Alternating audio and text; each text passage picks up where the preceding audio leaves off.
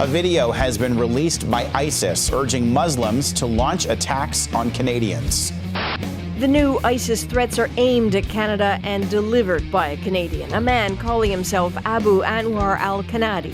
An ISIS fighter from Ottawa purportedly appears in an ISIS propaganda video, and in it he threatens Canadians will be indiscriminately targeted in retaliation for Canada joining the international military coalition against ISIS. Federal government, meanwhile, is responding to the latest threat to Canada from extremist militants, saying Canadians should remain vigilant. The threat comes from an Ottawa man who appears in a new video from ISIS.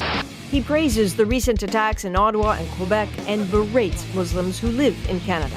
And he wasn't always this fierce. His name is John Douglas Maguire from Ottawa. It should not surprise you when operations by the Muslims are executed where it hurts you the most, on your very own soil, in retaliation to your unprovoked acts of aggression towards our people. You have absolutely no right to live in a state of safety and security when your country is carrying out atrocities. To what extent do you expect we'll see more of these videos of radicalized Canadians? Well, it depends. Again, we're going to argue that there's a specific sort of reason why they're doing this.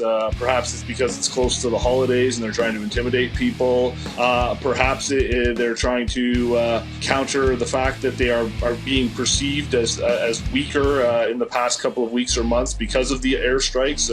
There's all kinds of reasons they could be doing this. But the reality is that the Westerners and the Canadians, of course, make very good propaganda. And again, speaking directly to Canadians and speaking directly to Muslims living in Canada, this is planned out specifically in this way. The latest piece of war propaganda coming from the Middle East is a slick-produced ISIS recruitment video. John Maguire, a Canadian-born ISIS militant, left for Syria in January of 2013. Watching the video, we see a frustrated young man driven to exile for a cause that he obviously believes in.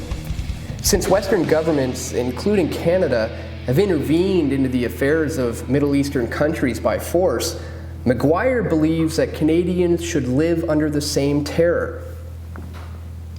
Once upon a time, these acts or threats of terror were just simply the rules of war. Canada's bombings aren't humanitarian missions, and ISIS retaliation shouldn't be considered terrorism. A spade has to be called a spade. We are at war, and that is how this works. We attack them, and they're gonna attack us. The key is to look for who the original aggressor is, and quite obviously, it's the Anglo-American Empire. The global apparatus Canada finds itself in is just as evil as Nazi Germany. In fact, after World War II, over 1,500 Nazi scientists came to America under Operation Paperclip. The goal was to deny German scientific expertise and knowledge to the Soviet Union and the UK, and to keep Germany from redeveloping its military research. Despite President Truman's anti-Nazi orders, the Joint Intelligence Objectives Agency acted independently, creating fake biographies and identities for the Nazis who were too valuable to be tried at the Nuremberg trials.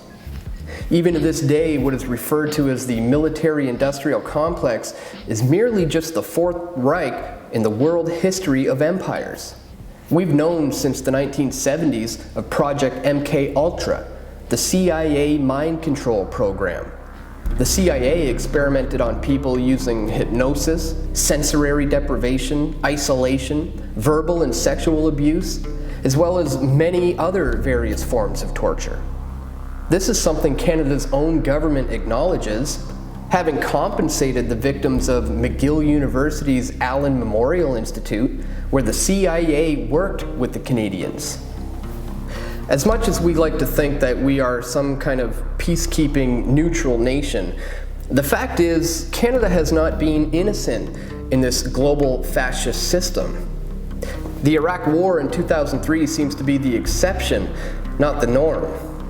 And the United States of America, along with their British overlords, have accomplished what Napoleon, Hitler, and Stalin could only dream of: world domination. Over 63 countries now with American bases and over 150 countries with American troops. The U.S. empire has removed democratically elected leaders and has replaced them with dictators, such as the 1953 overthrow of Mohammad Mossadegh in Iran, or Jacob Arbenz in Guatemala after he threatened to nationalize the Rockefeller-owned United Fruit Company. There are many more cases, but in these examples, the dictators backed by the US have been bloodthirsty psychopaths who slaughter their own people. When Muslim fundamentalists overthrew the CIA-backed Shah of Iran in 1979, relations deteriorated to the point where they are now, where the US threatens to go to war with Iran over WMDs, the exact same excuse that they used for a war in Iraq. Meanwhile, China says that it's willing to go to war to defend Iran's sovereignty. So is the bigger picture starting to develop here? Are John Maguire's intentions, although incredibly wrong-headed, starting to become more clear? Well, when it comes to the Cold War, consider this. With the very big exception that a nuclear war may have broke out, the Russians were never really a threat to the global order. Domestic propaganda about a Cold War with the Russians kept Americans from questioning their own empire. In the late 1940s, the CIA launched Operation Mockingbird, where American news organizations and journalists became mouthpieces for propaganda. The Americans grew their empire by targeting the spread of communism, although there was never any real threat. By the 1970s, it was quite clear to American intelligence that the Russian economy was stagnating. Remember that it was Wall Street bankers that in the early 20th century had put the communists in charge of Russia. The goal was to experiment with extreme monopoly. Depending on your viewpoint, the Soviet Union could be technically considered a success. So, although the country ran on political bribes, black markets, and slave labor, with its eventual collapse in the 80s, its sole purpose was to give the American elites an excuse to take over the world. With mass propaganda at home about a communist takeover, the Fourth Reich basically became the globalists. Wherever there were Soviets, the Americans were there too. With the Russians invading Afghanistan in 1979, the Americans had their excuse to intervene. With the collapse of the Soviet Union, these operations with Islamic fundamentalists would morph into a larger program, one that would arm and train them for a successful false flag attack on American soil. Post 9/11 intervention in the Middle East has increased tenfold. The propaganda of terrorism has replaced the old Cold War propaganda about communists. But in both cases, international bankers have bankrolled each side. The communists were financed by Wall Street right from the get-go. They were an excuse to take over the world. Likewise, the top elites of ISIS are known CIA assets. But what's the purpose now? The global elite are successfully merging nation-states into larger economic unions that will eventually replace nation-states altogether. So how does John Maguire fit into all of this? Well, he's either merely just an actor for ISIS or perhaps some propaganda division of the military-industrial complex.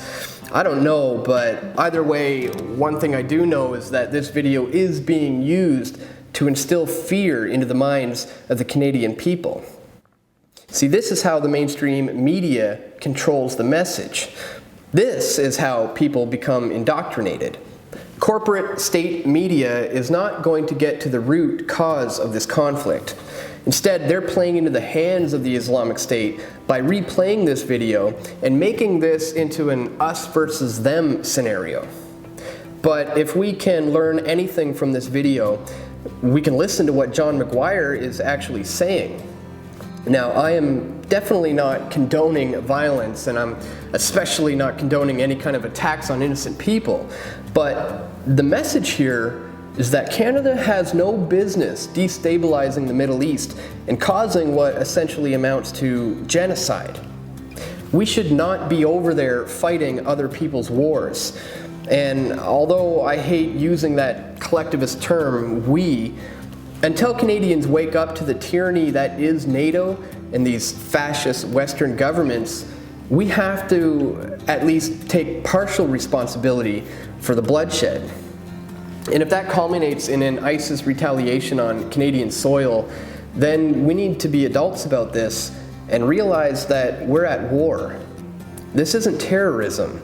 These are just the results of being at war. So thanks for listening, folks. Please be sure to follow us on Facebook, Instagram, and Twitter for more information. And you can show your support by being a PFT member or by becoming a PFT patron. So stay tuned for more video reports coming very soon to pressfortruth.ca.